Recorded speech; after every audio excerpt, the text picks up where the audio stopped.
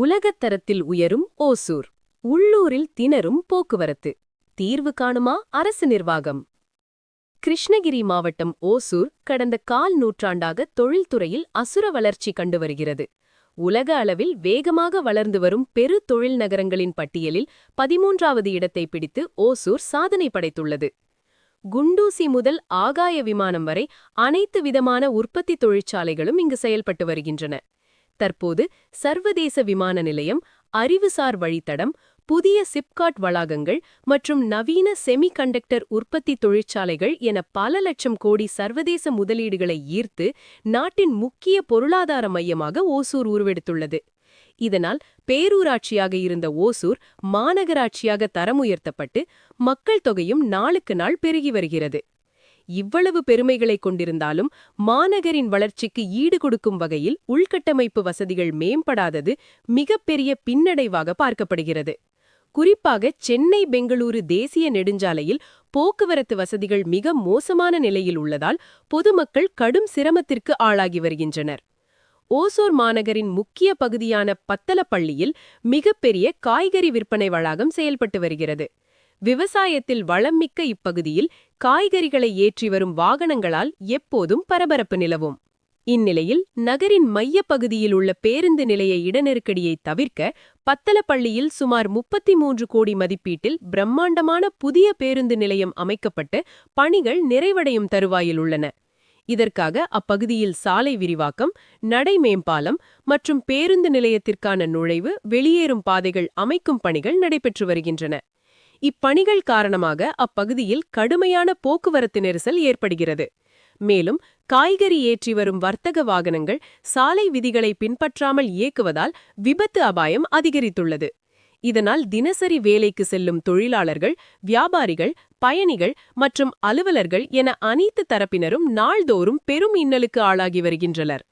இந்த போக்குவரத்து பிரச்சினைக்கு நிரந்தர தீர்வு காண வேண்டி பலரும் கோரிக்கை விடுத்து வரும் நிலையில் காங்கிரஸ் கட்சியின் மூத்த தலைவரும் முன்னாள் சட்டமன்ற உறுப்பினருமான INTUC தேசிய செயலாளரும் KA மனோகரன் இது குறித்து கூறியதாவது: சாத்தியக்கூறுகள் நிறைய இருக்கு. முதல்லயே நீங்கள் பார்த்தீங்கன்னா அந்த பேரண்டப்பள்ளி பக்கத்தில் இருந்த NH ரோடு இது பண்ணி பிரிட்ஜ் போட்டதுனால ஏகப்பட்ட ஆக்சிடென்ட் ஆச்சு, ஏகப்பட்ட உயிரிழப்புகளும் இருந்தது. இப்போ அது ரெடி ஆனவுடனே இது வந்திருக்கு. அதனால் ஒரு காம்ப்ரஹென்சிவாக இந்த இடத்துல தான் நம்ம இதை பண்ணுறோம் அப்படின்ற போது எல்லா டிபார்ட்மெண்ட்டும் ஒன்று சேர்ந்து இதாக பண்ணாங்கன்னா சரியாக இருக்கும். ஆளாளுக்கு ஒவ்வொன்று பண்ணுறதுனால இன்டிஃபரண்ட்டாக இருக்குது. இங்கே இருக்கக்கூடிய ஆஃபீஸர்ஸ் அவங்களுக்கு அதை பற்றி இது இல்லை. கேட்டால் நாங்கள் SIR அதில் இருக்கோம், அதை இன்னும் முடிக்க முடியல, அதனால் எங்களுக்கு அந்த டைம் இது இல்லை, எங்களுக்கு ப்ரெஷர் ஜாஸ்தி இருக்குது அப்படின்னு சொல்கிறாங்க. ஸோ இது நோ மேன்ஸ் லேண்டு, நோ லா டேக்கர்ஸ் இல்லை, யார் வேணால் என்ன வேணால் பண்ணலான்ற மாதிரி இருக்குது சுச்சுவேஷன். அதுக்கு கவர்மெண்ட் தான் ஏதாவது பண்ணணும். நமக்கு வாரத்துக்கு ஒரு நாள் மந்திரி வர்றார், இன்சார்ஜ் மந்திரி, அவராவது அதை உட்காந்து பேசி பரிசீலிக்கலாம். அவருக்கு அதை பற்றி சொல்கிறாங்களா இல்லையா தெரியாது. கலெக்டர் ஆஃபீஸில் எந்த விதமான ஆக்ஷனும் இல்லை. கேட்டால் உடனே இதுதான் SIR நாங்கள் அந்த இதை பண்ண வேண்டியிருக்கு, CMோடைய நிறைய ப்ரோக்ராம்ஸை நாங்கள் கான்சன்ட்ரேட் பண்ண வேண்டியிருக்குன்னு ஒரே வார்த்தை சொல்லிடுறாங்க. இதுதான் சுச்சுவேஷன். ஜனங்க தான் அவசரப்பட வேண்டிய சூழ்நிலை இருக்காங்க. இது ஏதாவது மேல் மட்டத்தில் ஏதாவது ஹை லெவல் செக்ரட்டரிஸ் ஏதாவது இதில் கான்சன்ட்ரேட் பண்ணலைன்னா நிறைய பிரச்சனைகள் தான். சார் பாலம் முடித்த உடனே அடுத்து இன்னொரு ப்ராப்ளம் கொண்டு வர்றாங்க. இது இப்போ போட்டு முடித்தாங்கன்னா இது வேறு ஏதாவது ஒரு ப்ராப்ளம் கொண்டு வருவாங்க. இப்போ நீங்கள் மார்க்கெட் அங்கே இருக்குது, பக்கத்தில் ஸ்கூல் இருக்குது, இண்டஸ்ட்ரீஸ் இருக்குது, அதெல்லாம் பார்த்துட்டு இல்லை. இப்போ நீங்கள் ஷிஃப்ட்டுக்கு போகிற ஒர்க்கர் என்ன பண்ணுவான், அடித்து பிடிச்சி போவான். ஸ்கூல் பக்கத்துலேயே இருக்குது. மார்க்கெட்டுக்கு இங்கே இருந்து சவுத் இந்தியா பூரா போகுது வெஜிடபிள்ஸ்.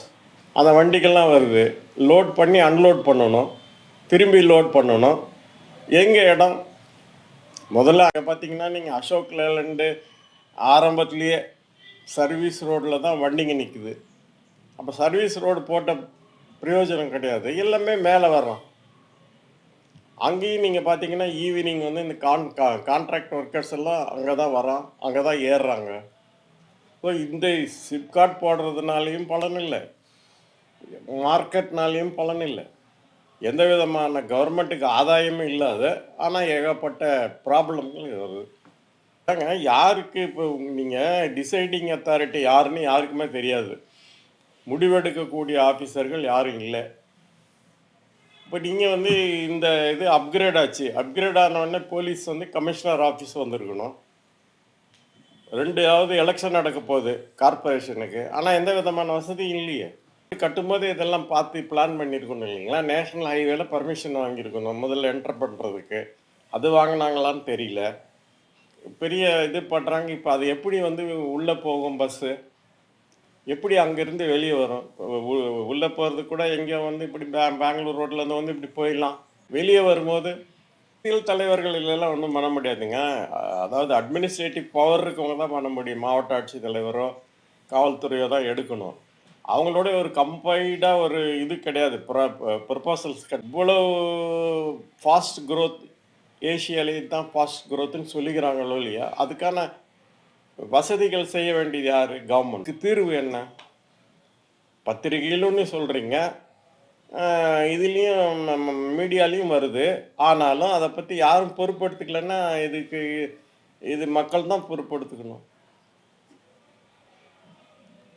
ஒரு தீர்வு ஏற்படணும்னு சொன்னீங்கன்னா ஒரு புரட்சி வரணும் சார். தேசிய நெடுஞ்சாலைங்கிறது ஒரு அயோத்தனம் சார். நீங்கள் தேசிய நெடுஞ்சாலை போடுறதுக்கு காரணம் எதுக்காக போடுறோம்? டிராஃபிக் மூவ்மெண்ட் நல்லா வரணும், அந்த இது பண்ணுறோம். டிராஃபிக் மூவ்மெண்ட் எங்கே அவங்க பண்ணுறாங்க? டிராஃபிக்கை பிளாக் பண்ணுறதுக்கு தான் தேசிய நெடுஞ்சாலை இருக்கோ ஒழிய அது வந்து ஒரு தீர்வு கிடையாது. நம்ம என்ன கேட்குறோன்னா, ஒரு சீஃப் செக்ரட்டரி லெவலில் ஒரு ஹை லெவல் கமிட்டி இங்கே போட்டு இதுக்கு யார் யார் பொறுப்பான இருக்கவங்களும், ஹைவேஸு, வாட்டர் சப்ளை, இவங்க எல்லாத்தையுமே ஒரு செக்ரட்டரிஸ் எல்லாம் வந்து உட்காந்தாங்கன்னா தான் சரியாக வரும். லோக்கல் பாடிக்கு பேசணும், போலீஸ் பேசணும். அப்புறம் அதை இவங்களை விவசாயிகளை கூப்பிட்டு ஏப்பா இந்த மாதிரி வரீங்க, அந்த பக்கம் போங்க அப்படின்னு கைட் பண்ணுறதுக்கு இருக்கும். ரஷ் பண்ணும்போது ஒன்றுக்கு ஒன்று வரும்போது அந்த ரோடு வயலேட் பண்ணுறாங்க, நேஷ்னல் ஹைவேல வர்றாங்க. அவங்கள அங்கேயே டைவெர்ட் பண்ணி சிப்காட்டுடைய சர்வீஸ் ரோடு இருக்குது, அந்த இடத்துல டைவெர்ட் பண்ணி அந்த பக்கம் பின்னால் கொண்டாந்து நிறுத்தி அவங்க இறக்கிட்டு போன பின்னால் அந்த வண்டிகளை வெளியே வர்ற வண்டி, காலி வண்டியை இந்த பக்கம் விடணும். அது பண்ண வேண்டியது போலீஸ். டிராஃபிக் எங்ககிட்ட போலீஸ் இல்லைன்றாங்க. கோஆர்டினேஷன் இல்லை சார். ஹைவேஸ் தனியாக நான் தான் தலைவர்னு இயங்குது, போலீஸ் இன்டிஃபரெண்ட்டாக இருக்குங்க. அட்மினிஸ்ட்ரேஷன் அதெல்லாம் கனெக்ட் பண்ணி கொடுக்க வேண்டியது டிஸ்ட்ரிக்ட் போலீஸ், இது டிஸ்ட்ரிக்ட் கலெக்டர்ஸ். இதுக்கு தீர்வு வந்து நீங்கள் ஒரு பெரிய கமிட்டி, ஹை லெவல் கமிட்டி போட்டு இங்கே வந்து கான்சன்ட்ரேட் பண்ணி ஃபிசிக்கலாக என்ன ப்ராப்ளம்னு பார்க்காத எந்த விதமான இது நடக்காது. நம்ம சும்மா பேசிகிட்டு இருக்கலாம், அவ்வளோதான். நானும் பேசலாம், நீங்களும் கேட்கலாம். Result will be 0.